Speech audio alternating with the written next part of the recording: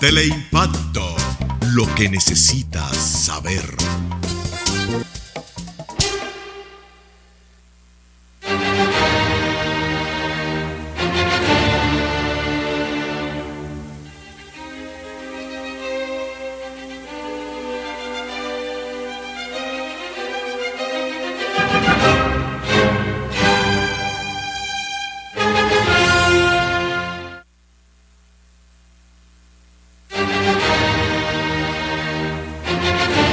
Entonces, aquel es insoportable. Saludos dominicanos en todo el territorio de la República. Les habla Leopoldo Espellananita y hoy Agenda Nacional se complace sumamente en tener como invitado al señor Daniel Pou Suazo, que es una persona calificada con el tema de la seguridad pública y tiene muchísimas credenciales merecidas, de las cuales yo quisiera que entonces él mismo nos dé alguna orientación, porque vi varias de las entrevistas que él concedió en otros programas, y a mí la preocupación que tengo desde el primer día con el asunto de que la seguridad pública está cifrada en torno a la reorganización de la policía, digo yo, pero caramba, esa es una visión tan corta de los problemas que tiene esta sociedad, y además es tan defectuosa en lo que a la policía concierne, que uno se angustia, uno dice, bueno, ¿y quién estará entendiendo eso? Escuchando entonces al señor Pou, yo digo, yo tengo que conversar con él y llevarlo al programa diciéndole de todas las inquietudes que tengo. Además de ese, yo tengo aquí recortado todas las manifestaciones de delito que ahora tenemos. Están asaltando porque junto con los visitantes que tenemos de Venezuela, para llamarlos de una manera digna, ¿no? Sí. Han llegado detrás los delincuentes venezolanos. También. Y los colombianos. En busca de oportunidades. Entonces yo le paso la palabra. Bueno, lo primero es profesor, y le digo profesor porque yo lo conocí siendo usted profesor de la Facultad de Ingeniería. De la Facultad de Ingeniería y Arquitectura. Yo entré en el 58 a los 27 años. A los 27 años. Bueno, y dejó una estela de prestigio y de buena fama por allá, que aún después que usted abandonó las aulas universitarias, se seguían mencionando como un referente obligatorio, no tan solo en la Escuela de Arquitectura, sino en los demás departamentos de la facultad. Yo creo que lo mejor que yo dejé en esos años universitarios fue la organización de FAPRO-UAS. La primera asociación de profesores que se organizó en la UAS fue la de la Facultad de Ingeniería y Arquitectura, y la inicié yo, y yo fui su primer presidente. Y que siempre fue un grupo muy cohesionado. Sí. Eso es un tema que era envidiable. Había que ver en las otras facultades, como medicina, derecho, que los profesores de la élite no se mezclaban con los profesores que eran nobles, principiantes. Mas, sin embargo, en arquitectura había una discusión, y yo se lo digo porque yo fui muy amigo de Juan Benito Zaragoza, Aristide de Victoria, mío, Martínez Puerta, igual, correcto, y bueno, Fermín Villanueva, igual, José Rafael, sí, o sea, Bicharacuri, por ejemplo, que en estos días conocí una hermana de Bichara. Bueno, y yo recuerdo que habían tendencias del conocimiento que se debatían dentro del departamento de arquitectura. Y la pugna, más que política entre los grupos, era una pugna intelectual. Así mismo. Y eso, recuerdo también conocí a una persona que también le tomé mucho aprecio, que lamentablemente ya no está con nosotros, que fue el arquitecto Erwin Cott Creus. Oh, claro, murió hace poco. Murió hace poco. Justamente murió 5 minutos después de él y yo despedirnos en Ferretería Americana. Sí, lamentablemente. Bueno, pero... entrando al tema de la seguridad. El tema de la seguridad. ¿Cómo ve usted la situación? Mire, el tema de la seguridad es un tema complicado, un tema que preocupa a todos los dominicanos, pero es un tema que no se quiere asumir con el realismo que requiere. Y en la dimensión que tiene. Y en la dimensión. Por eso para mí, el realismo no es tan solo el encuentro frontal con el fenómeno, sino poderlo visualizar en toda su extensión. Y realmente le digo que siento mucha preocupación y bueno, vivo haciendo diagnósticos y trabajos por encargo de instituciones internacionales sobre esta situación, que en República Dominicana quizás somos los que menos conciencia tenemos de la situación de peligro en que se encuentra el país. Y se lo digo porque conversando con colegas extranjeros que incluso hacen trabajo sobre República Dominicana, que a mí me deja mucho beneficio porque yo me nutro de mucha información que en el país no se construye, mas sin embargo esos organismos tienen informaciones precisas, estadísticas, seriales, que son sumamente interesantes. Como la del Oxfam, que nos dice que tenemos 265 millonarios cuya fortuna suma el 49% del Producto Interno Bruto. Sí, ciertamente, ciertamente. Bueno, pero le voy a dar una mala noticia, y es que la última encuesta Gallup a nivel mundial de percepción y seguridad ciudadana lleva a República Dominicana a ocupar el 5º lugar en el mundo como país donde la gente se siente insegura. Y esto tiene muchos motivos. Porque tú dices, ¿por qué la gente se siente insegura? Bueno, hay muchos motivos. El primero es que el dominicano no cree ni en la policía, ni en el sistema de justicia, ni en el gobierno. Y tienes razones. Claro, motivos hay de sobra.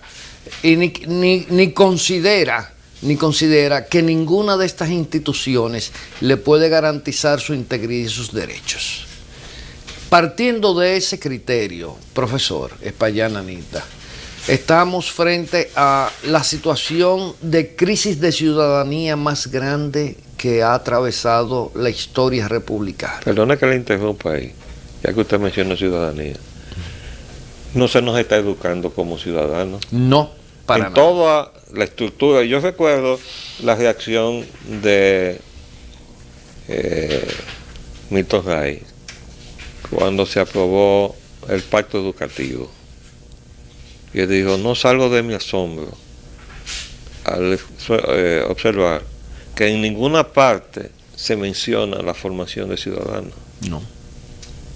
Y es verdad que no se está formando. Bueno, por eso hay muchos referentes en nuestra sociedad que han desaparecido. Yo soy uno de los que digo que tenemos que empezar para forjar una verdadera ciudadanía por ciudadanizar las élites del poder en República Dominicana.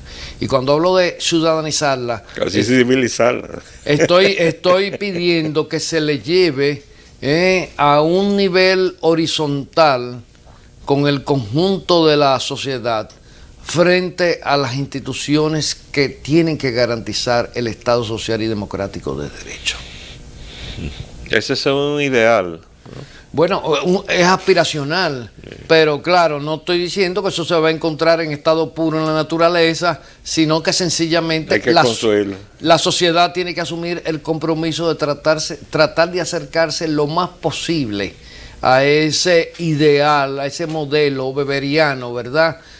Podríamos decir, para que por lo menos parezcamos una república, porque nación no somos. La palabra nación implica muchos factores subjetivos y nosotros justamente carecemos de prácticamente de todos los elementos de esos factores subjetivos. El principal problema que tenemos para alcanzar el concepto de nación es el déficit de cohesión social que hay en República Dominicana, donde nos han... Explique un poquito más ese término de la cohesión social. La cohesión social.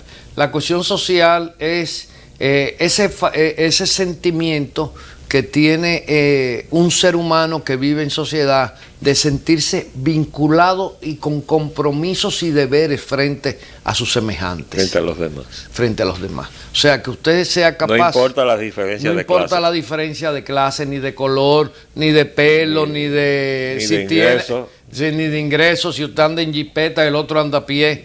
Bueno, pues, porque esta es una sociedad que sin haber construido ese nexo de ciudadanía, hemos empezado a envilecernos con los símbolos del poder. Yo tengo la jipeta más grande, más negra, le paso por encima a la MEC que está en reciente. Sí, la más reciente, la que cuesta más.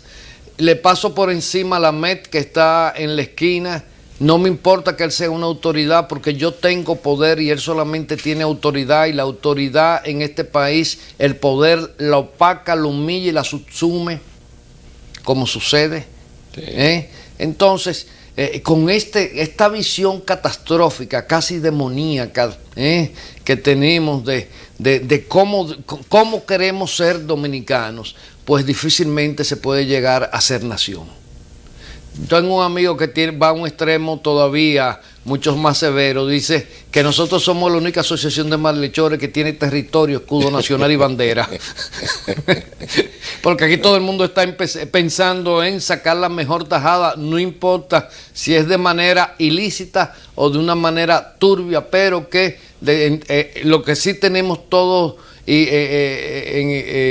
con lo que estamos de acuerdo es que hay que tener poder, y un poder sustentado en el dinero. Y eso tiene que ver con el concepto de la política. Yo me tengo que reír, me excusa, porque tenemos una persona muy conocida que definió la política. Dice, no, que para estar en política hay que ser sinvergüenza. Yo le dije al día siguiente a ese presidente dominicano: usted se ha definido usted mismo, pero usted no ha definido a todos los que estamos en política. No. Pero hay mucha gente que comparte ese criterio, ¿no? Y que cree que la política es la vía para la cual le puede permitir llegar a la parte que le toca de la repartidera. Ese es el problema, que nuestra democracia no tiene como enfoque el consenso y acuerdo de las partes, sino la distribución de las cuotas de poder. No, y ha perdido el ideal. No, sí. Y entonces el ideal era algo verde, que las vacas se lo comieron. Que las vacas se lo comieron. Bueno, nos estamos divirtiendo bastante, pero el tema de la inseguridad es preocupante. ¿Y cómo liga usted la seguridad nacional y la frontera? Bueno, indiscutiblemente que toda nación tiene sus puntos de vulnerabilidad. El espacio aéreo, el espacio marítimo, las zonas fronterizas, porque por más recursos que usted pueda destinar y por más tecnología que usted implemente y por más personal que usted hoy en día capacite, se convierte en una zona tremendamente sensible, al igual que el espacio aéreo y al igual que el espacio marítimo, y sobre todo en una situación muy particular, en una situación en que el crimen organizado transnacional se ha involucrado con las amenazas tradicionales que se ciernen sobre las naciones en términos de agredir o transgredir su seguridad nacional. Hoy en día el límite... Estamos hablando de narcotráfico. Estamos hablando de narcotráfico, tráfico de indocumentados, tráfico de armas. El narcotráfico tiene muchos recursos.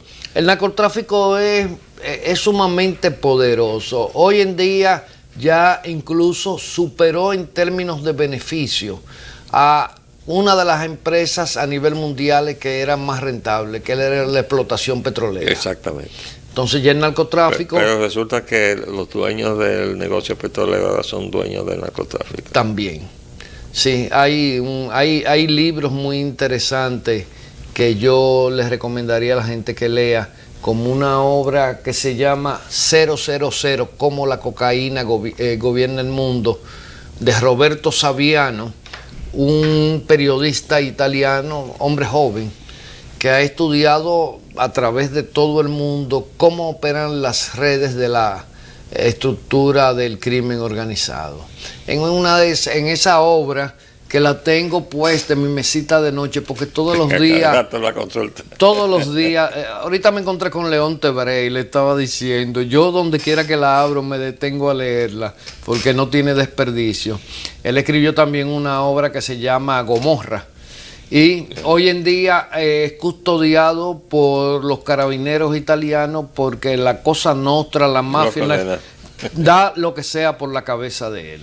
Pero él se queda corto porque se quedó con la cocaína. ¿Y dónde usted me deja la heroína que viene del Medio Oriente? Lo que pasa es que la heroína se produce en menor escala. No, pero ahora esa es lo que está corriendo en Estados Unidos. Está penetrando en Estados Unidos de una manera... Y por lo visto se está produciendo en México, porque ya hay cultivos preparados para producir heroína. Pero dice Saviano en esa obra, dice, si usted cree que su dinero, que usted tiene una gran fortuna, se equivoca. Hoy en día en las grandes fortunas el dinero no se cuenta, se pesa por toneladas. Pero usted sabe que se pesa con toneladas de qué, de oro o de plata. O de plata. Mire, con la crisis financiera o monetaria mundial que está en marcha, se ha producido una búsqueda desesperada, y es la razón por la cual Barrick viene buscando oro y plata a todo lo largo de la cordillera de los Andes, sí, desde Pascualama allá frente a la Antártica, en la Tierra del Fuego, viene a la Argentina, pasa al Perú, a Ecuador, viene a todo, y llegó al Caribe, y nos sacamos la lotería de tener a Barrick nos tocara a nosotros en Cotuí. Sí. ¿Usted sabe los socios de Barrick quiénes son? George Herbert Walker Bush, sí, el príncipe Felipe, duque de Edimburgo, el príncipe consorte de la reina de Inglaterra, el príncipe Bernardo de Holanda, fundador del Club Bilderberg, Karl Kohl, ex presidente del Banco Federal de Alemania. Es decir, la plutocracia mundial está en Cotuí. Pero nosotros no sabemos. Yo estaba viendo unas publicaciones que están saliendo en la prensa y le he traído en el programa y la muestro. Le digo, la razón por la que le estoy trayendo esto, para que ustedes se den cuenta qué es lo que está detrás del proyecto de la fusión de República Dominicana con Haití. Las grandes corporaciones mineras están detrás del oro y la plata de la isla. Y hay vetas que son transfronterizas, como el caso de la concesión que le consiguió Bill Clinton a su cuñado, el hermano de Hillary, Tony Rodman, sí, en Haití, que se llama Morne Bosa, que está valorada en no menos de 20,000 millones de dólares. Pero el lado dominicano de esa veta, que sale a la altura de Restauración, vale el doble. Y la veta que se acaba de anunciar, porque nosotros los socios de los accionistas de esta empresa que se llama República Dominicana, nos enteramos por la prensa cuando nos dicen, mire, se le acaba de dar una concesión a fulano de tal en tal sitio. Y, pero yo no sabía que ahí había oro. Y vamos descubriendo eso, ¿no? Pues ahí en Hondo Valle, que por cierto el presidente lo ha visitado varias veces en estos días, hay una veta transfronteriza. Sí. Esa mina se ha anunciado como una de las vetas más ricas del hemisferio. Yo no sé, pero de hecho tengo un amigo geólogo al que voy a hacer la pregunta. ¿Por qué hay tanta coincidencia en la aparición de vetas de oro y el tema de las placas tectónicas que confluyen en torno a la isla de Santo Domingo y dentro de la isla de Santo Domingo por completo? Pero hay como una cierta coincidencia y geológicamente debe tener alguna explicación. Pero bien, no nos vamos a distraer con eso. El asunto, mire, le voy a decir algo. Ya incluso las naciones son parte de una ficción jurídico formal que está delimitado por términos corporativos más que por términos políticos. Pero esa es la concepción de los banqueros. Claro. Pero eso se está desmoronando en Europa. Sí. Y en Estados Unidos, si gana el señor Trump, también se va a aplicar. Sí. Lo que pasa cosa que le ruego a Dios que se produzca. Porque el señor Trump está poniendo en tela de juicio todo lo que ha hecho la plutocracia de Estados Unidos. El establishment lo ha echado por tierra. En contra de pequeños países como nosotros, que tenemos la mala fortuna de estar llenos de oro y plata. Pero yo le voy a decir una cosa. A mí alguien me preguntó, ¿cuánto quisiera que gane? Le dije, mira, nunca había visto dos candidatos tan malos. Usted prefería al socialista. Mire, dos candidatos tan malos en un proceso electoral norteamericano. Ahora, simpatizo con que gane Trump, porque va a invertir todo lo que ha sido la política exterior norteamericana, la va a poner con la cabeza hacia abajo. Mismo. Y eso nos va a nosotros a dar la oportunidad de poder relanzar proyectos que nosotros tenemos y que producto de esa política sensual, de mano aterciopelada, con que nos han tratado durante décadas, nunca hemos podido asumir nuestros proyectos nacionales. Porque uno de los graves problemas que nosotros tenemos es que nosotros no tenemos proyectos nacionales. Nosotros parecemos como una empresa de servicio, más bien, de servicio hacia algo o hacia alguien, pero proyectos nacionales como nación no tenemos. ¿Y usted sabe de dónde comenzó eso? Usted recuerda en 1844, cuando un idealista que se llamaba Juan Pablo Duarte fue casi fusilado por un entreguista que se llamaba Pedro Santana. Que era afrancesado en 1844. Sí. Y 2 años después, en 1846, estaba negociando con Estados Unidos, que es la razón por la cual hay un libro que se llama Diario de una misión secreta en Santo Domingo, de John Dixon Porter, sí, que era un ingeniero naval enviado por el presidente Polk de Estados Unidos a averiguar si valía la pena la negociación que le estaba planteando Pedro Santana. Pero terminó entregándonos a los españoles. Sí. Quiere decir que el ideal de esta patria de la que hablamos nosotros, que dice que no tenemos proyecto de nación, el proyecto de nación estaba ahí. Lo que pasa es que en ese momento prevaleció la traición. Claro. Y Duarte estuvo a punto de ser fusilado por Pedro Santana. Lo que pasa es que el proyecto de nación se ha ido complicando en la medida en que pues toda la geopolítica mundial ha ido conformando nuevos bloques, intereses más específicos, que hasta a veces por momentos parecen contradictorios y la gente no se dan cuenta que esa aparente contradicción es parte de una sinergia secular que ha permitido desplazar ejes de poder para ellos localizarse en puntos más preponderantes. Porque hay algo que la gente no sabe, y esto va también con el tema del delito y de la inseguridad.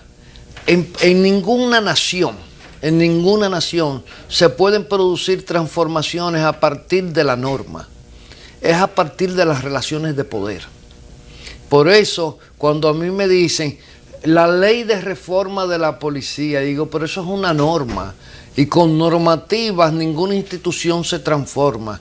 La relación... Y menos si está distorsionada o desviada, ¿no? Desviada.